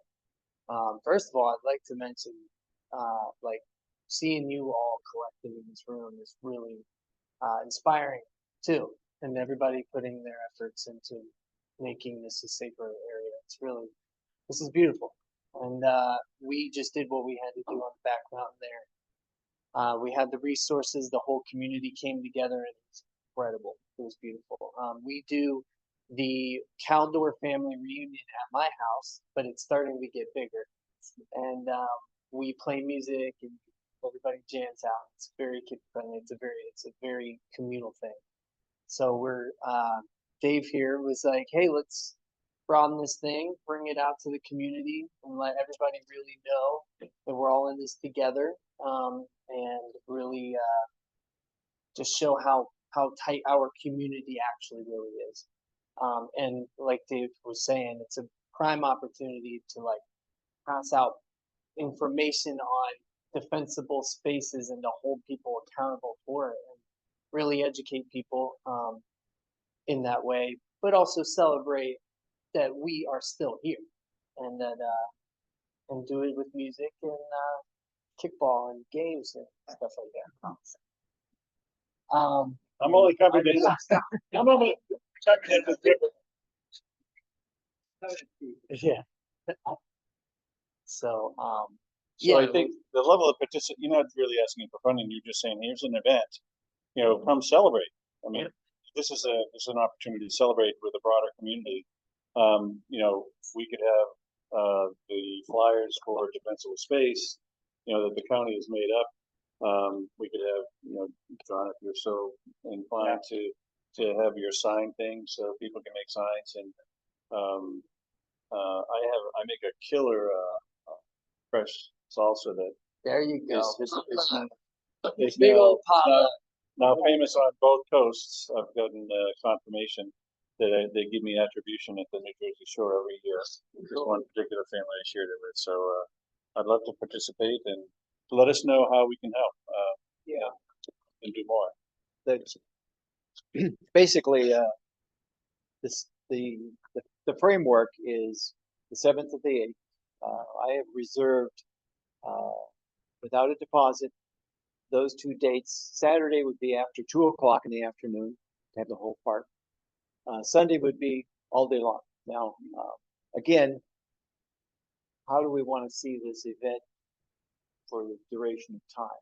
Activities. It would be potluck, so we would bring the food. It wouldn't be food trucks, it wouldn't be, although we would make an arrangement to use the some of the kitchen, this room, the ball field, everything. So, those upfront fees, I would pay for. It's several $100s, but we need that predictability when we choose that day for that time that we all agree on that it would work to happen. The music, the activities, the food, again, the food would be potluck. So what we're looking for is if there's anyone here who wishes to be part of that planning without like countless number of hours and you have to do this and that. This is the community coming together. This is what we're all about. Let's do that now. If we could do that, we could initiate that, it'd be fantastic. Thank you. And again, we're moving from concept, idealization, done some planning. We know the dates, so we've got the target. We're here. We can make it happen. Those who wish to participate in this, we're all part of it. That's it. Any questions? Perfect. Yeah. It'll be open for positions too. Position out there. I inherited a banjo that I can't play a lick on, but it's a really nice banjo. Maybe someone can. So that would be great. Well, thank you very much. Thank you. for having Well, us. I've got a question Yes. for you. Question. So if I was gonna talk to people about this, it's called Community Day. It's a commemoration specifically for the Anthill Army. Those people, those families that were located in that area, the Anthill Road, down by the Kissimmee River. Those people are our heroes and heroines. They came together and they did it without, as far as we were concerned, it was like we were all going to be evacuated. And yes, Mary. I'm sorry?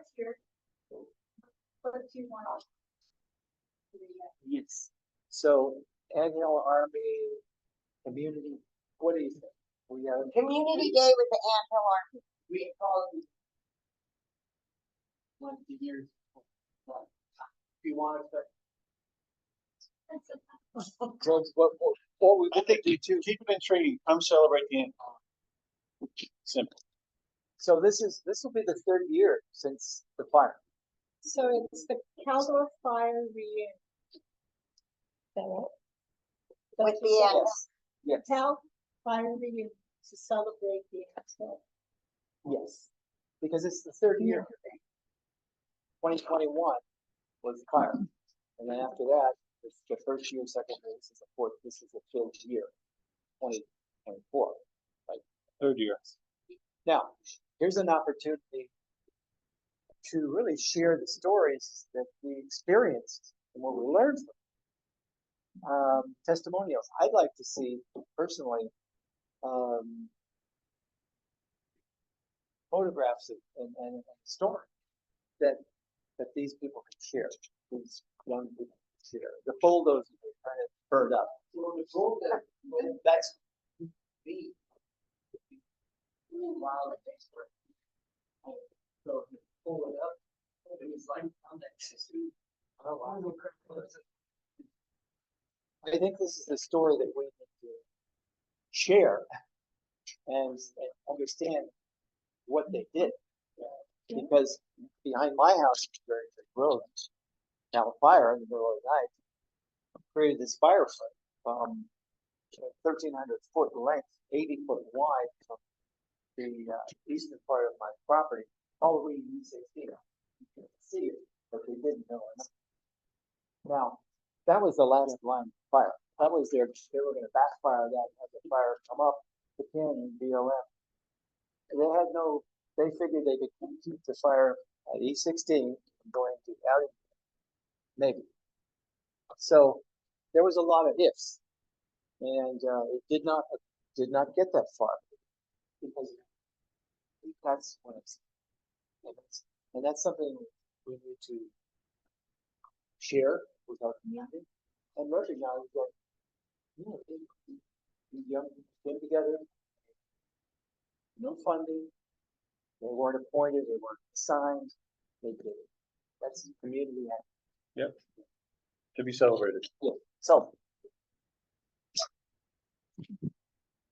Yes.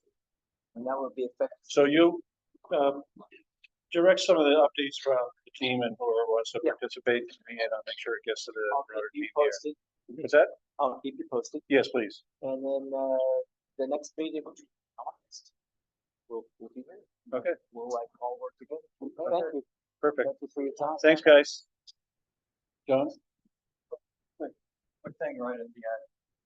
If the council or audience are interested on an update on the Bucks Bar Bridge, I can do a really quick thing on that, or we can do it next week. Well, since my first meeting, I'm already 6 minutes over. Take a half a minute. Or-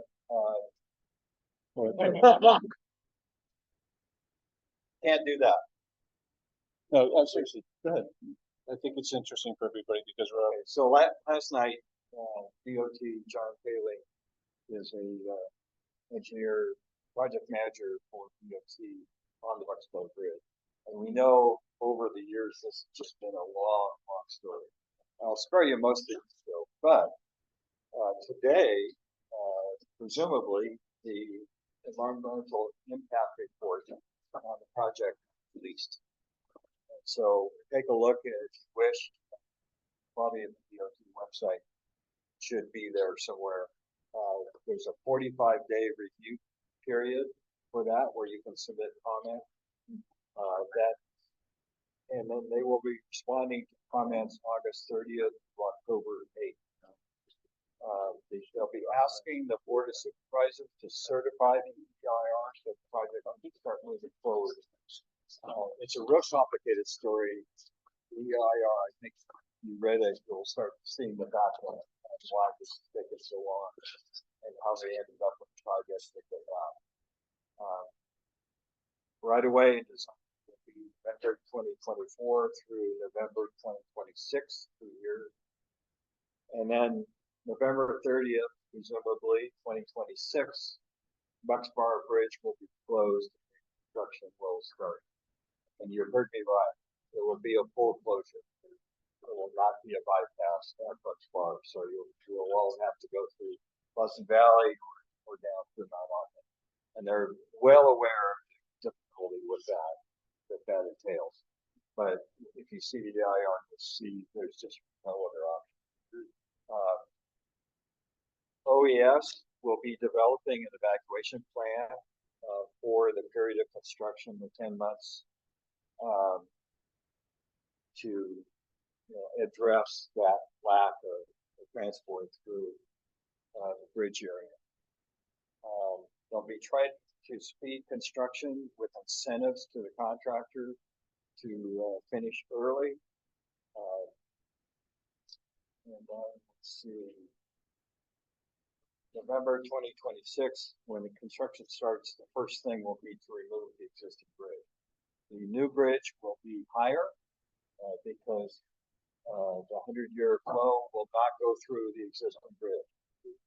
We know over the years it's been overtopped.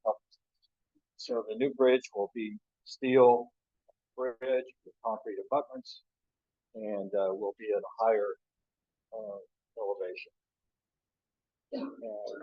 And that's so we've got to take a look at the EIR. Is that little brown house to the right side as you're going north toward Plattsville going to be impacted, or any houses impacted? No, the cabin that's right near the existing bridge will remain. They'll be removing some trees along the road right near that cabin for a staging area. The house on the other side of the river, a little farther away, will remain as well. They are trying to, I'll take a look at the EIR because there's some issues with that parcel to mitigate for tribal. Please, Janet.